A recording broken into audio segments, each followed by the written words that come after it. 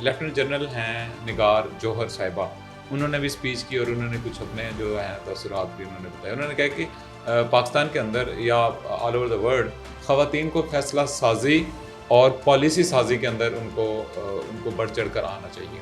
تو اس حوالے سے آپ بتائیے گا کہ پاکستان کے اندر فیمیل جو ہیں مختلف اداروں میں اور سیاست میں کس طرح سے اپنا رول پلے کر رہی ہیں. دیکھیں جی، پہلی بات تو یہ ہے سجاد صاحب جو یہ بات کر رہی ہیں وہ خود بھی خاتون ہے. دیکھیں پاکستان کی ایک روشن خیالی ہے نا کہ ایک خاتون کو پلیٹ فارم ملا ہے اور جو وہ اتنی کی پوزیشن پہ بیٹھی ہیں اور جو یہ بات کر رہی ہیں. پھر پاکستان کو ایک ایسا ملک ہونے کا بھی اعزاز حاصل ہے جو میرا خیال ہے جس کی سی ای او یا جو پرائم منسٹر تھیں وہ مسلم ورلڈ کی پہلی فیمیل پرائم منسٹر تھیں.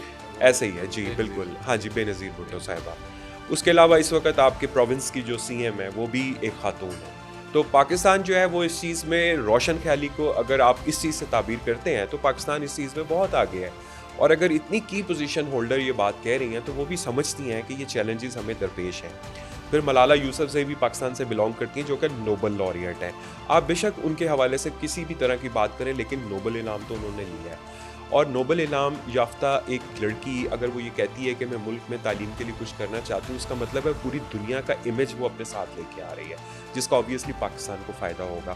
اور اب اس کو امبریلا کون کر رہے ہیں؟ مسلم کمیونٹیز کے کنٹریز کر رہے ہیں.